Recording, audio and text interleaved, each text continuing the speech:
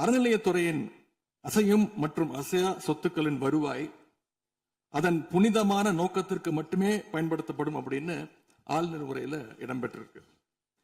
இந்த கருத்தை பார்க்கும் பொழுது அறநிலையத்துறையே இருக்கக்கூடாது அப்படின்னு சொல்ற பாஜகவுடைய குரலாகத்தான் தாவேக அரசும் சொல்லுதா அப்படிங்கிற சந்தேகம் எங்களுக்கு வருது. அறநிலையத்துறையை பொறுத்த வரைக்கும் கோவில்களின் வருமானம் கோவில்களில் வரக்கூடிய பக்தர்களுக்காக செலவிடப்படும் என்பதை நம்முடைய ஆளுநர் உரையில் இடம்பெற்றதுதான் அதோடைய சாராம்சம்.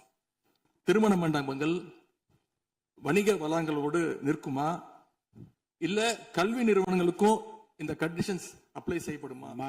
பொதுமக்கள் பக்தர்கள் வரப்போது அவர்களுக்கு தேவையான அடிப்படையிலான கழிப்பறை வசதிகள் போன்ற இந்த வசதிகளை மேம்படுத்துவதை காட்டிலும் இவர்கள் கமர்ஷியலாக கோவில்களுக்கு திருமண மண்டபங்கள் கட்டுவதிலும் வணிக வளாகங்கள் கட்டுவதிலும் அதன் மூலமாக வருவாய் ஈட்டுவதை மட்டுமே குறிக்கோளாக வைத்துக் கொண்டு இந்த திட்டங்களை துவங்கியதன் காரணமாக மேலும் அதன் மீது பல்வேறு நீதிமன்ற வழக்குகள் ஸ்டே ஆர்டர்ஸ் இருப்பதனால நாம் அதையெல்லாம் ரத்து செய்து அறிவிச்சிருந்தோம்.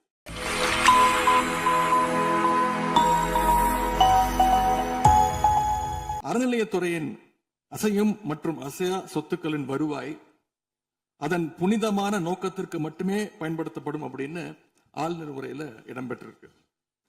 இந்த கருத்தை பார்க்கும் பொழுது அறநிலையத்துறையே இருக்கக்கூடாது அப்படின்னு சொல்ற பாஜகவுடைய குரலாகத்தான் தாவேக அரசும் சொல்லுதா அப்படிங்கிற சந்தேகம் எங்களுக்கு வருது.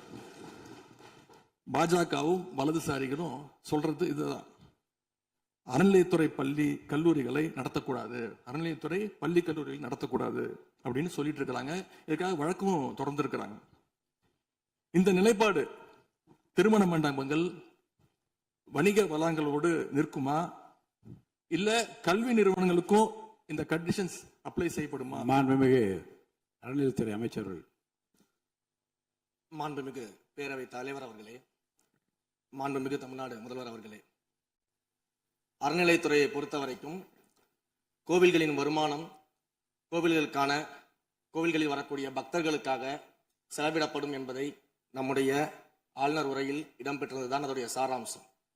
இன்னொன்று, சமீபத்தில் வெளியிடப்பட்ட திருமண மண்டபங்கள் மற்றும் வணிக வளாகங்கள் அந்த பணிகள் துவங்கப்படாத பணிகள் நிறுத்தப்பட்டது என்பது இந்த பணிகளை பொறுத்த வரைக்கும் நாம் ஆராய்ந்த வரைக்கும் அந்த கோவில்களில் பொதுமக்களுக்கு தேவையான அடிப்படை வசதிகள், பொதுமக்களுக்கு தேவையான தங்குமிட வசதிகள், பொதுமக்கள் பக்தர்கள் வரப்போது அவர்களுக்கு தேவையான அடிப்படையிலான கழிப்பறை வசதிகள் போன்ற இந்த வசதிகளை மேம்படுத்துவதை காட்டிலும் இவர்கள் கமர்ஷியலாக கோவில்களுக்கு திருமண மண்டபங்கள் கட்டுவதிலும் வணிக வளாகங்கள் கட்டுவதிலும் அதன் மூலமாக வருவாய் ஈட்டுவதை மட்டுமே குறிக்கோளாக வைத்துக் கொண்டு இந்த திட்டங்களை துவங்கியதன் காரணமாக மேலும் அதன் மீது பல்வேறு நீதிமன்ற வழக்குகள் ஸ்டே ஆர்டர்ஸ் இருப்பதனால நாம் அதையெல்லாம் ரத்து செய்து அறிவிச்சிருந்தோம்.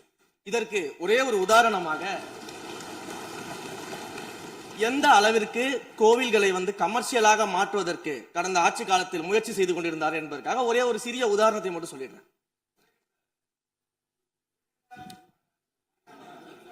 அருள்மிகு குன்னூரில் இருக்கக்கூடிய அருள்மிகு விநாயகர் திருக்கோயில், ஏறத்தாழ அந்த கோயில்கள்ல இருந்து கோயில் நிதியை பயன்படுத்தி 10 கோடி ரூபாய் மதிப்பில ஒரு மல்டி லெவல் கார் பார்க்கிங் வசதியை அந்த கோயிலுக்கு ஏற்படுத்துவதற்கான திட்டத்தை இந்த அரசு அனுமதித்திருக்கிறது. இதற்கு முன்னால் இருந்தக்கூடிய அமைச்சர் அவர்கள் அதை அறிவித்திருக்கிறாங்க. அந்த கோயில்ல ஒட்டுமொத்தமாக மாதத்திற்கு வரக்கூடிய பக்தர்களின் எண்ணிக்கையே 500 தான் ஆவரேஜா. அதே போல அந்த கோவில்களுக்கு அடிப்படையில கழிப்பறை வசதி கூட கிடையாது. இது மட்டும் இல்ல, குன்னூர் மற்றும் உதகையை சுற்றி இருக்கக்கூடிய அனைத்து பகுதிகளிலும் இருக்கக்கூடிய 50 கோவில்கள்ல பேசிக்கா இருக்கக்கூடிய டாய்லெட் ஃபெசிலிட்டிஸ் கூட அங்க இருக்கக்கூடிய கோயில்களுக்கு கிடையாது. அப்படிப்பட்ட இடங்கள்ல கோயில் நிதியை பயன்படுத்தி எதற்காக மல்டி லெவல் கார் பார்க்கிங் தேவைப்படுது? அப்ப இது கமர்ஷியல் திட்டங்கள் இல்லையா?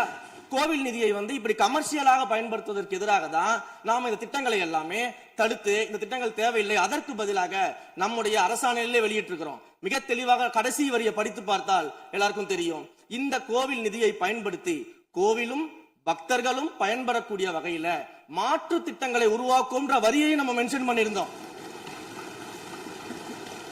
எந்த இடத்திலையுமே மக்கள் பயன்படக்கூடிய கல்வி நிலையங்களையோ இல்ல இது போன்ற மருத்துவ வசதிகளையோ நாம செய்து தர மாட்டோம்னு சொல்லல. இன்னும் சொல்ல போனா கடந்த 5 ஆண்டுகள்ல ஒன்றிய அரசின் நிதி உதவியோடு பழனியில பாத்தீங்கன்னா ஒரு சித்த மருத்துவமனை கட்டுவதற்கான நிதி உதவியை ஒன்றிய அரசு தருவதற்கு தயாராக இருந்தது. ஆனா கடந்த ஆட்சியில அந்த திட்டத்தை அப்படியே கிடப்புல போட்டுட்டு கேட்டா ரெக்கரிங் செலவை எங்களால ஏத்துக்க முடியாது அப்படின்னு சொல்லி கிடப்புல போட்டு வச்சிருந்த இந்த திட்டத்தை நாம இன்றைக்கு கையில் எடுத்து அதை துவங்குவதற்கான ஆய்வில் இறங்கியிருக்கிறோம். அப்ப எந்த இடத்துலயுமே மக்கள் பயன்பெறக்கூடிய திட்டங்களை நாம தடுக்கவும் இல்லை, நாம யாருக்கும் பி டீமாக இருந்து வேலை செய்ய வேண்டிய அவசியமும் இல்லை. கோயில்களின் நிதியை ஒரு காலமும் கமர்ஷியலாக பயன்படுத்த வேண்டிய அவசியமும் மாண்புமிகு தமிழ்நாடு முதலமைச்சர் தலைமையிலான தமிழக வெற்றி கழகத்தின் ஆட்சிக்கு தேவையும் இல்லை.